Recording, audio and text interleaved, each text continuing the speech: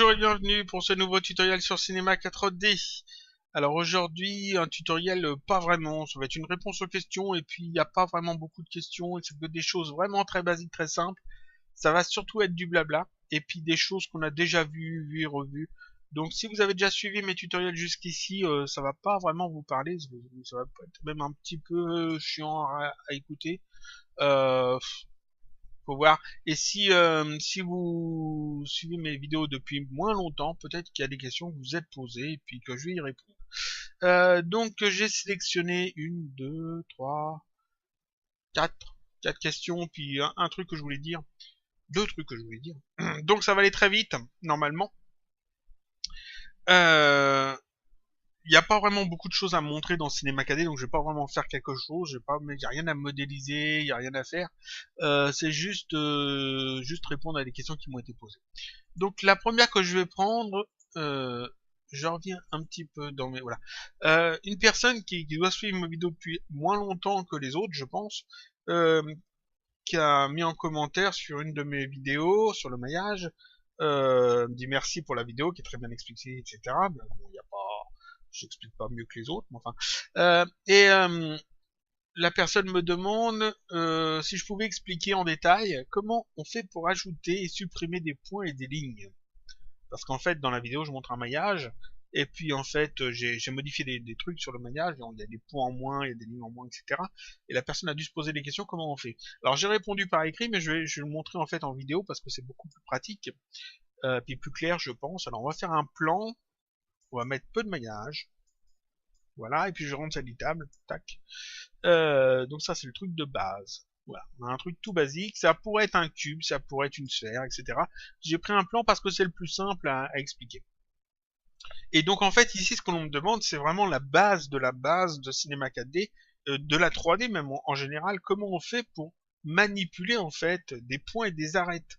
Parce que tout ce que l'on veut modéliser dans Cinema 4D ou dans n'importe quel autre logiciel de 3D, que ce soit dans Blender, dans Maya, dans 3ds Max, même dans SketchUp je pense, dans tous les logiciels qui font de la 3D, euh, comment on fait pour modéliser? Bah simplement en manipulant les lignes qu'on appelle généralement les arêtes, et les points, qu'on appelle généralement les vertex. Mais bon, on va dire points, c'est mieux, c'est beaucoup plus clair. Et puis les polygones qui sont en fait les faces. Donc ici, en fait, dans Cinema 4D, quand j'ai un élément de sélectionné, ici, j'ai tout un modèle de sélectionner parce que je suis en mode modèle. Ici, c'est le mode modèle qui est sélectionné, on voit bien qu'il est en surbrillance, et donc quand je prends l'outil de sélection, c'est le modèle qui est sélectionné. Si je clique dans le vide, il est désélectionné, si je clique dessus, il est sélectionné. Alors je vais afficher le maillage même quand il est désélectionné pour que ce soit plus clair. Là, il est désélectionné, je clique dessus, il est sélectionné. C'est le modèle, ça, je ne peux pas sélectionner de points dans ce mode-là, ni d'arête, je sélectionne le modèle complet. Ici, j'ai d'autres modes.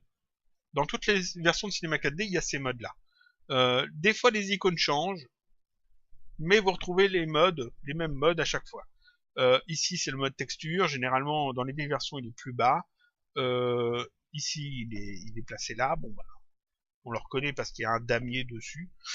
Ici, il y a le mode point. On voit clairement que ce sont des points qui sont sélectionnés sur ce cube. Si je clique sur le mode point, je passe en mode point, et là, je vois en fait les points en noir, et je peux, en passant dessus, les voir en surbrillance. Et quand je clique sur un point, je le sélectionne. Quand on sélectionne un point, on peut le déplacer comme on veut. Donc on peut modéliser comme ça. Point par point, on peut déplacer les points d'un maillage de manière à obtenir une forme, la forme que l'on veut. On peut sélectionner plusieurs points en restant cliqué. J'obtiens ici une petite zone de sélection et je peux passer sur les points toujours en restant cliqué. Ça me permet de sélectionner plusieurs points. Quand je relâche, tac, j'ai sélectionné plusieurs points. Je peux appuyer sur la touche CTRL pour en sélectionner plusieurs aussi. Je peux sélectionner un point. J'appuie sur la touche CTRL, je peux en sélectionner un deuxième. Ah, deuxième. Ah, c'est pas CTRL, c'est majuscule. CTRL, c'est pour les désélectionner. Majuscule, c'est pour les sélectionner. Donc majuscule, je sélectionne plusieurs points comme ça. Tac, tac, tac. Et CTRL pour les désélectionner. Je peux en désélectionner avec la touche CTRL. Donc là, en cliquant dans le vide, je désélectionne tout. Ça, c'est pour sélectionner des points. Ici, j'ai le mode arête qui me permet de sélectionner non plus les points, mais les arêtes. Voilà, les arêtes, c'est-à-dire les lignes. Pareil, ici, je peux en sélectionner plusieurs, comme ça, je peux en sélectionner plusieurs.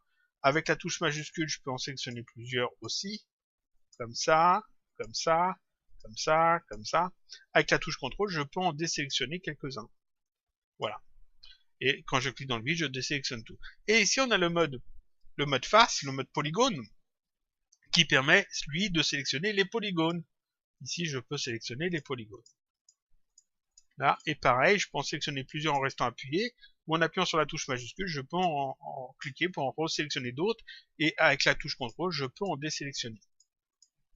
Voilà. Tac. Parfait.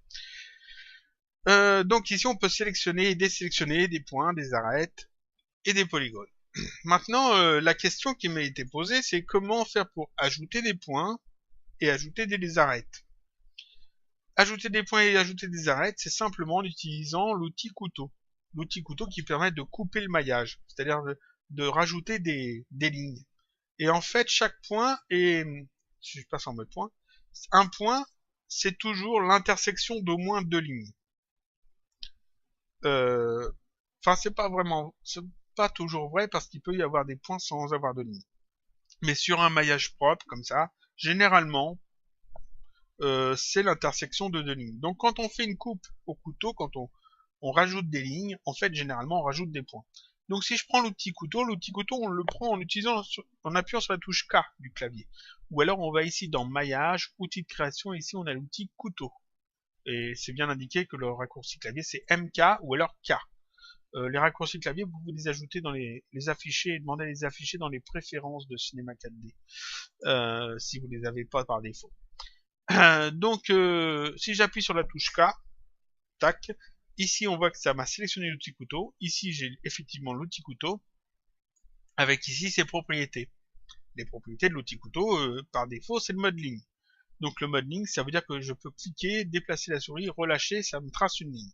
Et si cette ligne entre en contact avec une arête ou avec un polygone, ça va simplement le trancher. C'est-à-dire que ça va rajouter une ligne tout bêtement sur le maillage. Si je fais un clic ici, je vais jusqu'en bas ici, je relâche, tac, ça m'a ajouté des lignes. Et comme ça m'ajoute des lignes, ça m'ajoute aussi des points. Ici j'ai un point en plus, ici j'ai un point en plus, ici j'ai un point en plus, et là j'ai un point en plus. Donc pour ajouter des lignes ou des points, on utilise l'outil couteau. Si je veux ajouter que un point, je peux retirer ça, je peux ajouter seulement un point ici, tac, coupant comme ça, tac, j'ai rajouté un point, ici je peux rajouter un point ici, tac, j'ai rajouté un point. Et on peut voir que ici, Cinema 4D a rajouté d'une couleur différente des lignes. Ce sont pas vraiment des lignes, ce sont des lignes virtuelles. Je peux pas les sélectionner même en mode arrête, je peux pas les sélectionner. Je peux sélectionner les autres autour, mais cette ligne-là, je peux pas. Pourquoi? Parce que ça, ce sont les lignes des n-gon. C'est-à-dire que ici, comme j'ai rajouté un point ici et un point ici, Cinema 4D sait que ces polygones-là, ces deux polygones-là, non plus 4 côtés, mais 5. Parce qu'il y a un point qui coupe justement une arête. Ici, si on compte les côtés, il y a un côté, deux côtés, trois côtés, 4 côtés, et effectivement, il y en a 5. Et là, pareil, il y en a 1, 2, 3, 4 et 5. Parce qu'il y a un point qui coupe justement l'arête qui est ici en deux. Et qui coupe cette arête-là en deux. Donc quand il y a 5 côtés, Cinema 4D rajoute des lignes virtuelles pour essayer de compenser, de transformer ça en des quadrangles et des triangles. Les n-gon, j'en ai parlé dans des tutoriels, je reviendrai pas dessus. Je dis juste que voilà, ces lignes-là sont des lignes virtuelles. Et donc quand on rajoute des points comme ça avec l'outil couteau, on peut après retravailler les maillages avec ces points-là. Pour ajouter des lignes, pareil, je prends un de ces modes-là, un de ces trois modes-là. Ça marche pas en mode modèle. Il faut soit le mode point, soit le mode arête, soit le mode polygone. Et dans un de ces modes-là, je prends l'outil couteau et là, je peux rajouter, comme j'ai dit, tac, des lignes. Et ici, j'ai rajouté des lignes tout bêtement, juste avec l'outil couteau. Et je peux après les déplacer, les travailler comme je veux, et donc modéliser un petit peu comme je veux tout mon maillage. Donc ça, c'est comment rajouter des lignes. Ensuite, pour en retirer, il y a plusieurs solutions. Soit c'est un point qui est sur le côté, par exemple ce point-là, et là, je peux le sélectionner, je fais supprimer et ça le supprime. Ça supprime aussi le polygone, forcément, puisque ce point-là constitue l'angle du polygone. Je reviens en arrière.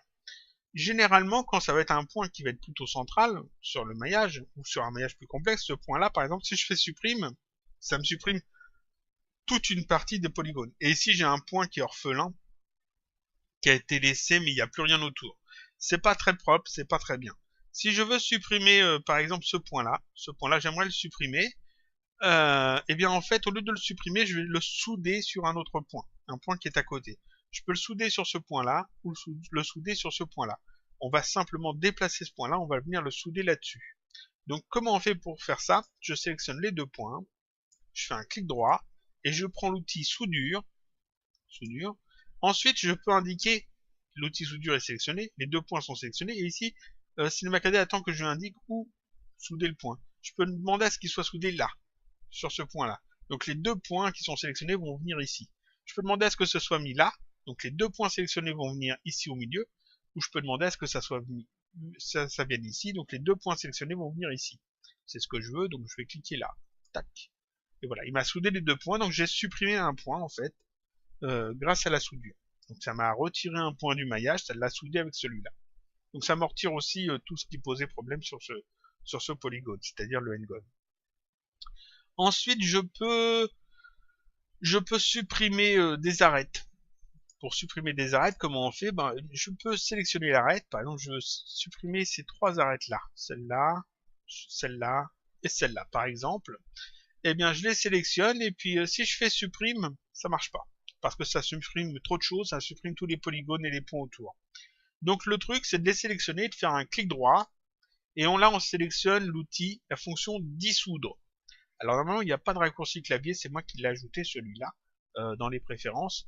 Normalement, il n'y a pas de raccourci clavier. C'est un peu dommage parce que je trouve que ça sert bien. Donc dissoudre, quand je clique là-dessus, tac, ça me supprime simplement les arêtes que j'avais sélectionnées. Et ce qui est bien, c'est que ça supprime aussi les points qui étaient en trop.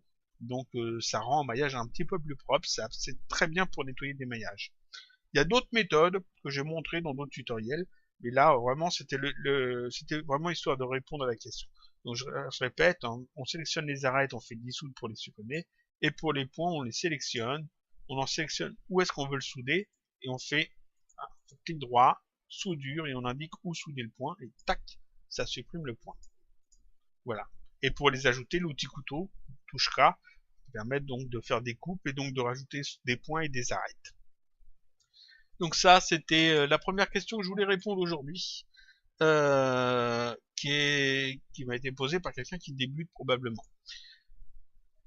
Deuxième question, alors une personne qui a fait un setup Expresso et qui me demande est-ce que l'on peut dans Expresso faire en sorte que Expresso, CinemaCAD, crée des données d'utilisateur sur un objet. Donc la personne a fait un setup. Et puis d'après ce que j'ai compris, alors j'ai pas trop les détails, mais d'après ce que j'ai compris, pour que son setup marche, il faut que l'objet sur lequel on doit sans doute le mettre, je sais pas, doit avoir des données utilisateurs. Je suppose que c'est ça. Et donc la personne doit sans doute vouloir que l'objet sur lequel elle met ce setup Expresso génère elle-même des données utilisateurs. Donc par exemple un cube, et puis imaginons que j'aurai une donnée utilisateur qui permet d'activer ou désactiver le biseau. Ce qui est ridicule puisque ici le biseau y est déjà, mais c'est histoire de ne pas avoir à refaire tout un setup. On va dire ça. Imaginons que le biseau ici ça n'y est pas. Donc comment on peut faire ça? Eh bien on peut pas le faire dans Expresso. Expresso ne peut pas générer des données utilisateurs directement à partir des nœuds. On ne peut pas le faire comme ça. On peut le faire en script, il me semble. Mais c'est compliqué, c'est chiant, c'est pas pratique. Vraiment, la meilleure méthode, c'est de placer ces données utilisateurs directement sur le setup. C'est-à-dire que généralement, un setup, on va le mettre sur un neutre. Un neutre, on va appeler Expresso par exemple. Expresso. Voilà. Expresso. Et puis généralement on fait un clic droit, on ajoute notre tag Expresso, et puis donc sur ce neutre, on peut mettre des données utilisateurs sur le neutre. Il n'y a aucun problème. On peut aussi, si on veut pas le mettre sur le neutre, on peut aussi aller sur le tag Expresso. Donc là c'est la propriété Expresso, et là aussi on peut mettre des données utilisateurs. Donc on peut mettre des données utilisateurs soit sur le neutre, l'objet neutre Expresso, soit sur le tag propriété Expresso. Et on peut mettre donc des données utilisateurs qui seront peut-être générales à plusieurs objets et qui seront utilisés par le Expresso. Dans l'Expresso, ici, on peut charger le tag ou le neutre. Donc, par exemple, ici, si j'ai besoin d'une case à cocher, on va faire ça. Pour le biseau de ce cube, au lieu de mettre ma donnée utilisateur ici sur le cube, eh bien, je vais aller sur le tag, je vais l'ajouter ici, nouvelle donnée utilisateur, on va dire une case à cocher, tac, je fais OK, ça m'a ajouté ici donnée utilisateur avec une case à cocher sur le tag, c'est-à-dire que si je sélectionne l'Expresso ici, j'ai pas ma donnée utilisateur, si je sélectionne le cube, je ne l'ai pas, mais si je sélectionne le tag, j'ai effectivement ma donnée utilisateur. Et ça, dans Expresso, je peux faire glisser mon tag et aller chercher ma donnée utilisateur. Donc la donnée utilisateur est directement sur le tag qui va contenir le setup Expresso. Ce qui est plus pratique parce qu'en fait après ici je peux faire ce que je veux si j'ai besoin de le relier en fait ici au biseau par exemple, tac, biseau, tac. Donc ici quand je sélectionne ce tag là, si je coche ici, ça coche le biseau du cube. Donc ça évite en fait d'avoir à s'embêter à mettre des données utilisateurs sur des objets que c'est pas forcément pratique. Et donc là en fait si je veux après changer, mettre un autre cube, tac, j'ai un deuxième cube ici que je veux plus que ça gère ce cube là mais celui-là, alors qu'on va mettre à côté parce que pour le moment ça gère ce cube là. Si je veux que ça gère ce cube là, j'ouvre mon Expresso et j'ai juste à changer ici le cube, tac, mettre celui-là à la place, cube 1, voilà. Et donc là toujours ma donnée utilisateur fonctionne mais sur l'autre cube, voilà. Donc je peux pas générer en fait des données utilisateurs depuis Expresso, mais je peux tout à fait mettre mes données utilisateurs soit sur le neutre, soit sur le tag, soit sur autre chose. Et puis après, ça me permet de travailler un petit peu mieux. Et puis ici, je peux tout à fait mettre par exemple un champ qui va m'indiquer sur quel objet travailler. Donc cet objet-là, ce nœud-là, ce qu'il y a ici dans référence, je peux tout à fait le mettre en données utilisateurs, tac, ici. C'est-à-dire que je peux faire ça, je sélectionne ça, là, clic droit, on fait ici copier interface données utilisateur, je vais ici sur mon tag Expresso, je fais coller données interface données utilisateur, ouais, on valide, et voilà, et ici j'ai référence, et je peux mettre soit ce cube là, alors il faut que j'aille le chercher ici, dans mes données utilisateurs, référence, et là on va le relier caractéristiques, alors c'est dans... Où est-ce que c'est dans... C'est objet je crois. Il me semble que c'est objet. Je vérifie. Tac, ça doit être objet alors. On vérifie ça tout de suite. Hop. C'est celui-là. Si je mets celui-là, c'est celui-là. C'est dans objet, voilà.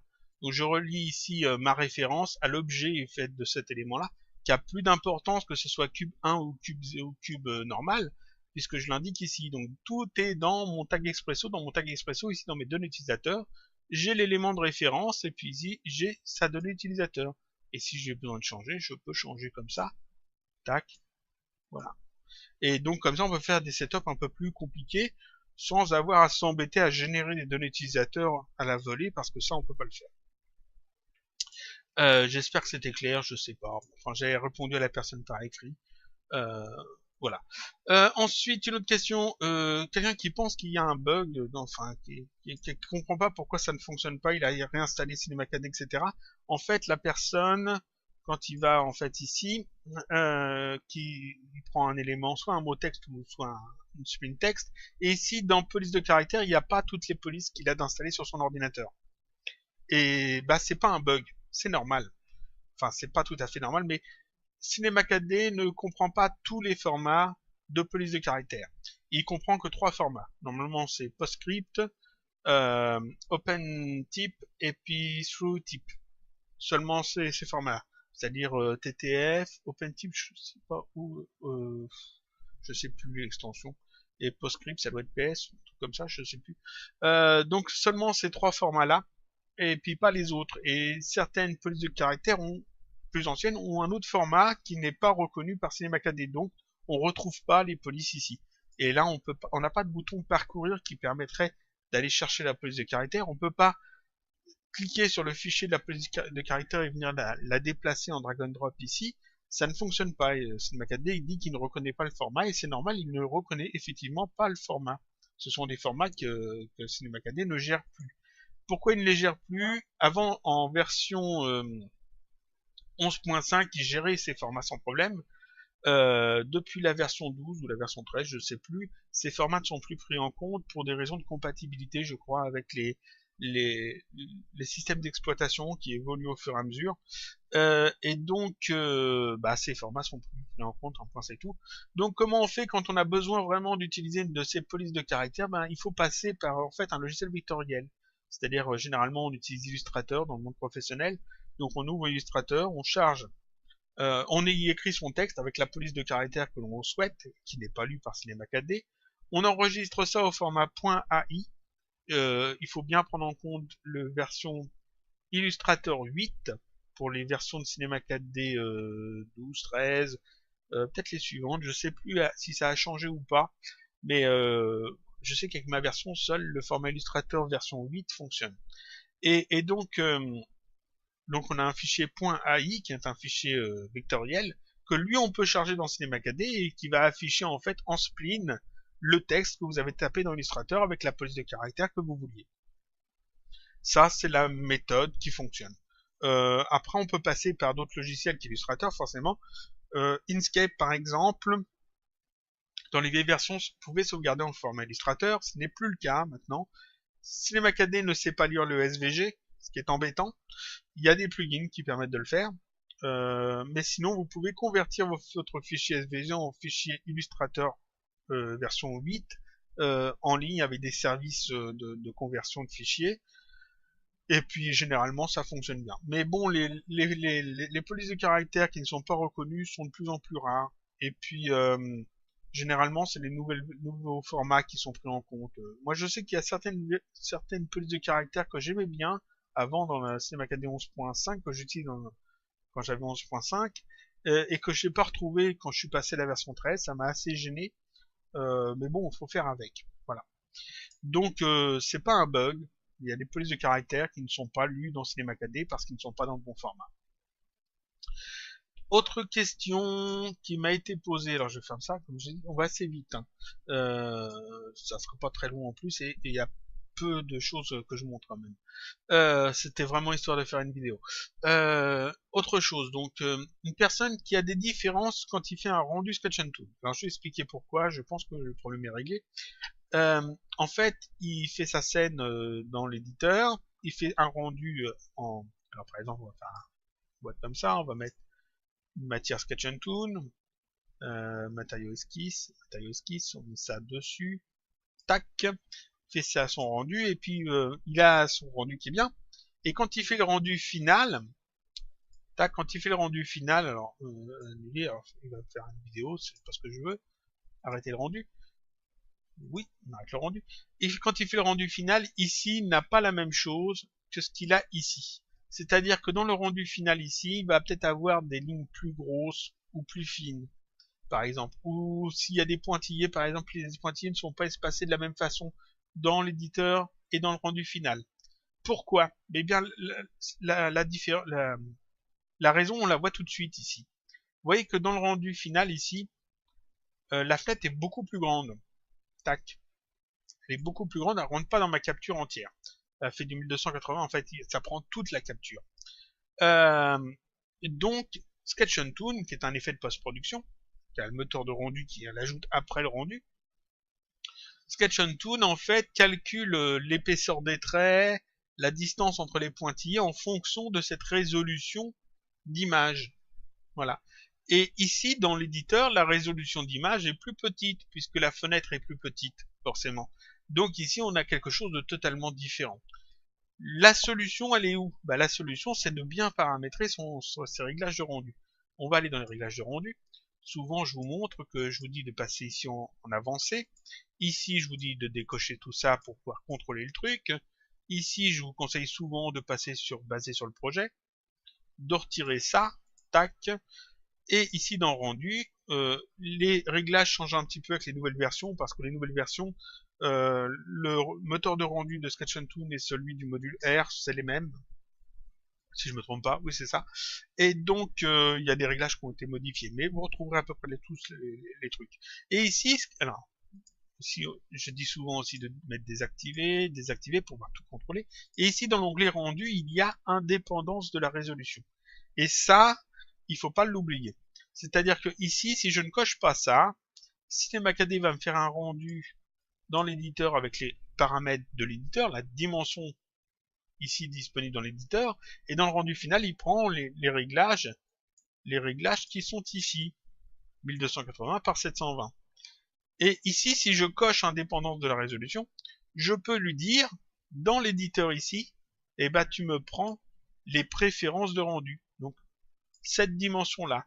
Alors, la fenêtre n'est pas plus grande, mais seulement quand il va calculer l'épaisseur des lignes ou l'espacement entre les pointillés et ce genre de choses, il va prendre en compte que le rendu final, c'est du 1280 par 720, et non pas peut-être du 800 par 600. C'est assez important parce que justement, ça évite d'avoir un rendu différent dans l'éditeur et au rendu final. Donc ici, Sketch Toon, onglet rendu, indépendance de la résolution, vous pouvez spécifier les préférences de rendu qui doivent être utilisées. Vous pouvez spécifier ici en personnaliser, donner vos propres réglages. Vous pouvez demander à utiliser les paramètres de la vue. Si je clique là-dessus, vous voyez que ça me fait du 814 par 441. C'est la dimension de cette fenêtre-là. Si je la réduis comme ça, tac, et que je refais ça, tac, ça m'a changé 523 par 441. Vous voyez que ça change quand même pas mal de choses. Donc je remets ça bien comme il faut. Comme ça. Là, je remets ça sur 831, 441. Donc là, vous voyez que c'est pas les mêmes dimensions. Donc le réglage, ici n'étant pas le même, le rendu de Sketch Toon ne sera pas le même non plus. Et si je clique ici, utiliser les préférences de rendu, il me prend du 1280 par 720, c'est-à-dire ce qu'il y a ici. Et dans ce cas-là, le rendu que j'aurai ici et celui que j'aurai au rendu final sera effectivement le même. Donc ça, c'est très important de cocher ce truc-là, parce que sinon vous allez être embêté. Cocher ce truc-là et bien ici choisir quel type de rendu, préférence de rendu, c'est très bien. Donc ça, c'était pour corriger ce petit problème. Là encore, c'est pas un bug, c'est juste généralement les personnes oublient d'aller régler les paramètres comme il faut. Qu'est-ce qu'il y a d'autre Donc les données utilisateurs, j'en ai parlé, les polices de caractère, j'en ai parlé, les différences de rendu, j'en ai parlé, ajouter ou retirer des points dans les polygones, j'en ai parlé, j'ai tout dit. Juste deux petites choses que je voulais rajouter en plus. Deux petites choses ou une seule. Non, j'en ai qu'une à dire en fait. Il va y avoir en fait sur le blog une nouvelle série de vidéos qui sera de temps en temps, j'en ferai peut-être qu'une tous les 6 mois, je sais pas, ou peut-être plus souvent, peut-être moins souvent. Ça sera des vidéos sans avoir de son, c'est-à-dire que je parlerai pas, je dirai rien, je ferai juste de la modélisation. Ça sera uniquement des vidéos de modélisation, parce qu'en fait, il y a pas mal de personnes qui me demandent comment on peut modéliser ça, est-ce que tu peux faire un tuto pour modéliser ça. Et je me retrouve en fait avec plein de sujets de modélisation. Par exemple, le dernier qu'on m'a demandé, c'était de faire un mannequin de sauvetage. Alors, je vais le faire, mais seulement, je ne vois pas trop le faire un vendredi en vidéo comme ça, parce qu'en fait, il n'y a rien à dire. C'est juste quelque chose qu'on modélise et puis c'est tout. C'est du déplacement de points, du déplacement de polygones, ajouter des biseaux, ce genre de choses, régler un hypernerve, des trucs tout basiques, tout simples, il n'y a rien à dire, c'est juste à montrer comment ça fonctionne, comment on le fait. Et donc il y a quelque temps, j'avais commencé une vidéo comme ça, où j'avais pas mis de son, où j'avais juste modélisé. On m'avait demandé comment on pouvait faire un château en low poly, et je l'avais fait. Alors, si je vais sur le blog, tac, là, voilà la fenêtre, voilà, sur le blog, on va voir ça en grand. Voilà, j'ai fait une recherche sur château pour le retrouver. Château en low poly, j'avais fait ça. C'était juste de la modélisation. En fait, c'est du let's modeling. C'est-à-dire que, comme pour les jeux vidéo, on fait du let's play où on joue et puis on fait tout. Ici, là, je modélise et puis c'est tout. Donc, j'avais fait cette vidéo. Elle est pas répertoriée, c'est-à-dire qu'on la voit pas sur la chaîne YouTube. quand vous allez sur ma chaîne YouTube, vous ne voyez pas cette vidéo, seulement elle est sur le blog. Sur le blog, vous pouvez mettre lecture, et puis ici, ça dure 19 minutes, et je montre en fait comme ça, juste comment je modélise un château en low poly. C'est un truc tout basique, tout simple, tout bête, il n'y avait même pas besoin d'explication, c'est juste de la modélisation de base, un truc très débutant. Pour les débutants, hein, c'est le truc tout simple, tout bête. Je fais juste des coupes quand il y a besoin, je déplace, j'utilise quelques booléens, etc. Et donc je modélise un château complet comme ça. Et donc ça, c'est très bien en fait pour modéliser des trucs tout bêtes qui n'ont pas besoin d'explication. Et donc là, par exemple, le mannequin de sauvetage, je vais sûrement le faire comme ça. Je sais pas quand, mais je vais sûrement le faire comme ça, sans mettre de son, juste en le modélisant. Alors, j'ai dit le mannequin de sauvetage, mais j'ai plein d'autres trucs qu'on m'a demandé, comme des enseignes, des armes à feu. On me demande beaucoup des armes à feu, mais j'aime pas trop modéliser ça. Des armes médiévales, c'est déjà un peu plus intéressant. Des persos à la Clash of Clans, ça, on me le demande beaucoup, mais j'aime pas. Mais bon, je le ferai, ce genre de choses. Et des créatures style Pokémon. Le petit Toulouse, par exemple, lui, je ferai sans doute un gros tuto pour ça. Des maisons, des bateaux, des trucs qu'on me demande de modéliser. Toutes ces petites modélisations-là qui n'ont pas vraiment besoin d'explication, je les ferai comme ça en let's modeling. Donc ça sera uniquement sur le blog. Et ça sera pas sur la chaîne. Les vidéos seront sur YouTube, mais ne seront pas disponibles sur YouTube. Il faudra passer par le blog pour les voir. Ça évite de polluer la chaîne avec des vidéos qui n'ont pas de son, et ça permet en fait de remplir le blog et puis d'ajouter un petit peu de contenu quand même, et puis de me débarrasser en fait de toutes ces modélisations que je dois faire et que je passe pas beaucoup de temps en fait dessus, parce que je veux pas passer beaucoup de temps dessus parce qu'il n'y a rien à dire en fait, c'est juste à modéliser. Donc comme je dis, il y aura une petite série comme ça de vidéos sans son, uniquement sur le blog principal. Je fais déjà des vidéos sans son sur le blog secondaire, mais là c'est le blog principal. Euh, et donc juste de la modélisation, rien d'autre. Je montrerai peut-être même pas tous les outils, peut-être que je passerai dans une vue. Alors normalement j'ai ça, tac, cette vue là peut-être.